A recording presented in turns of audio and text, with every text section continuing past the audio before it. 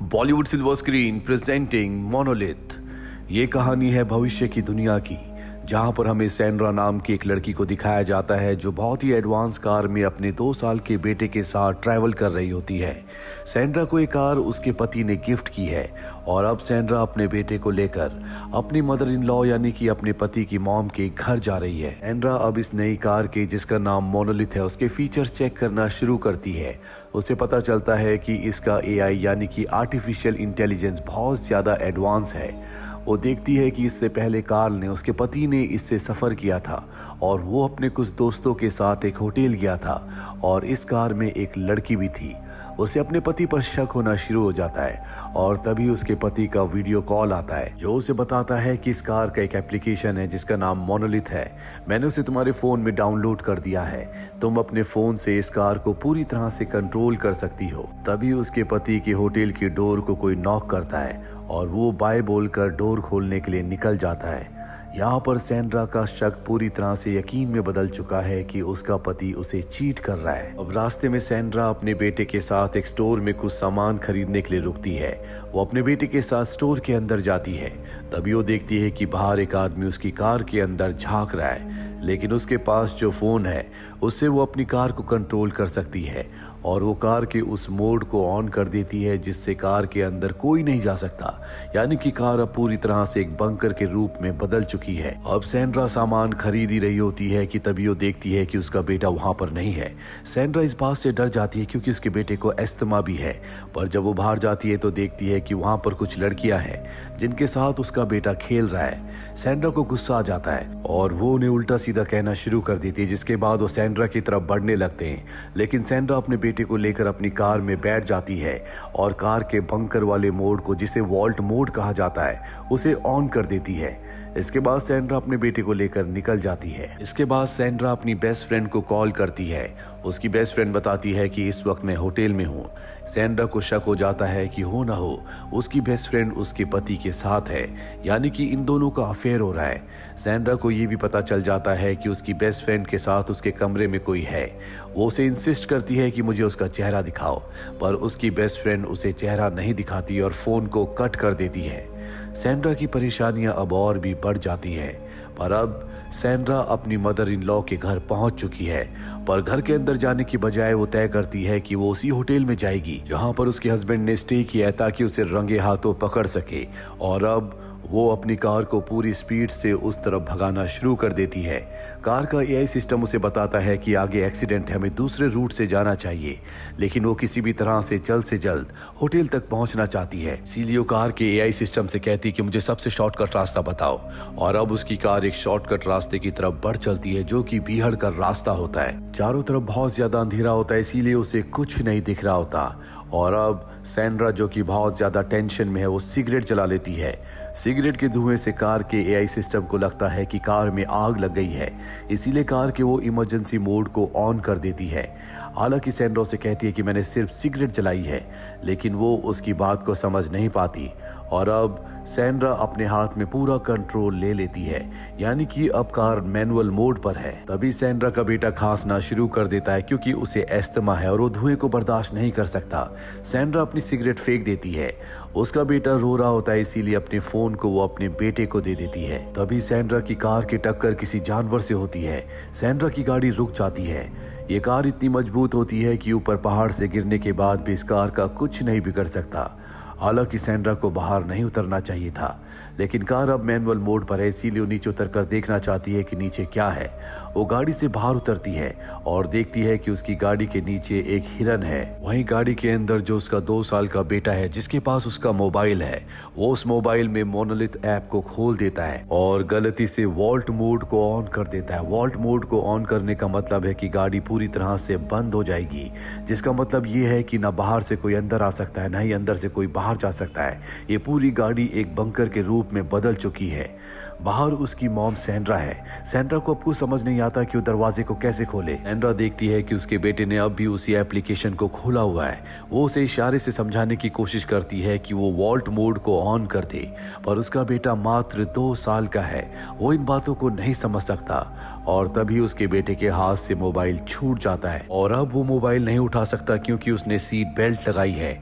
2 साल के बच्चे को पता नहीं होता कि सीट बेल्ट को कैसे खोला जाता है। सैंड्रा बाहर बहुत परेशान हो जाती है।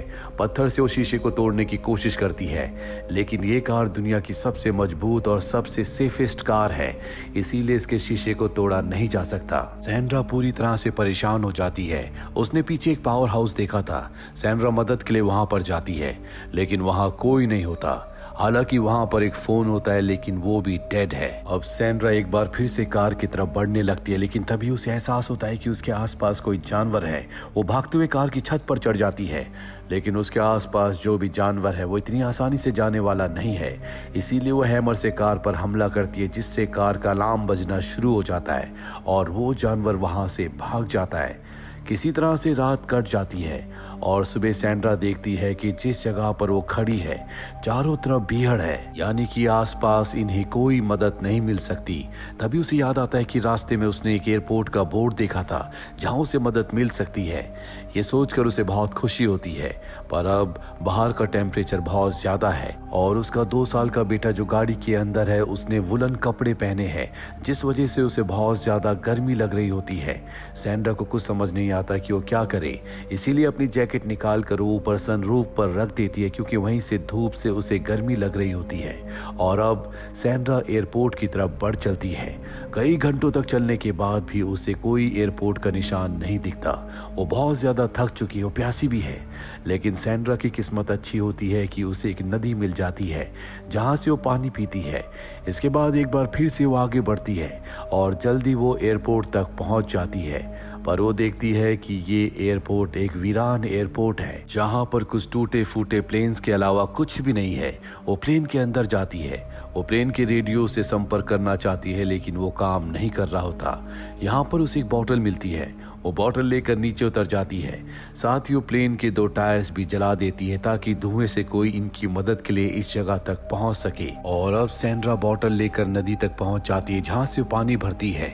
और जब वो गाड़ी के पास पहुंचती है तो देखती है कि उसकी जैकेट नीचे पड़ी है, जो देखकर वो डर जाती है। भागकर वो अपनी गाड़ी के पास जाती है और देखती है कि उसका बेटा गर्मी की वजह से बेहोश है।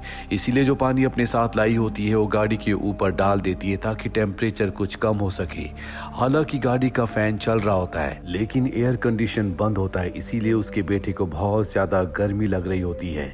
और अब सैंड्रा के मन में एक आइडिया आता है। वो कार के फ्रंट में जहां से हवा अंदर जा रही होती है, जहां से वेंटिलेशन होता है, वहां पर वो धुआं करती है ताकि धुआं अंदर जाए और गाड़ी अपनी विंडोज को खोल दे।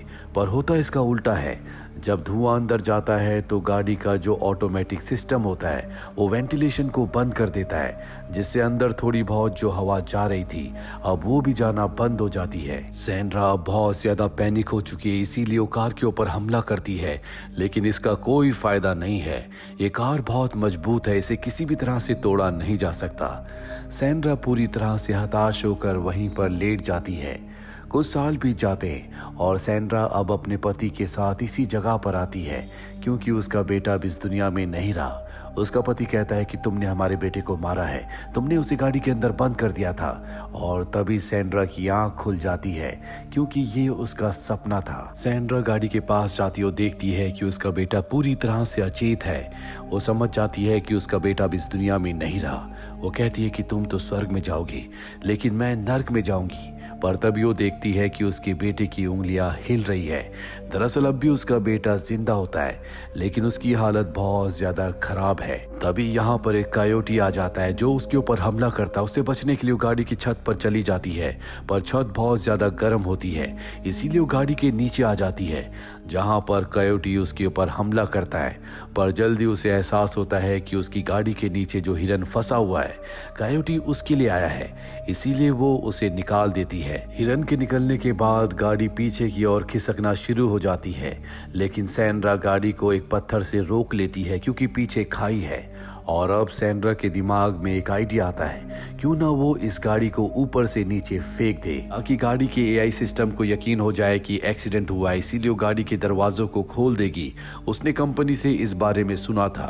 उसे इस बात का भी यकीन होता है कि गाड़ी बहुत मजबूत है, गाड़ी को ऊपर से फेंकने के बाद भी उसके बेटे को कुछ नहीं होगा। और अब वो ऐसा ही करती है, वो गाड़ी को ऊपर से नीचे खाई में धकेल देती है।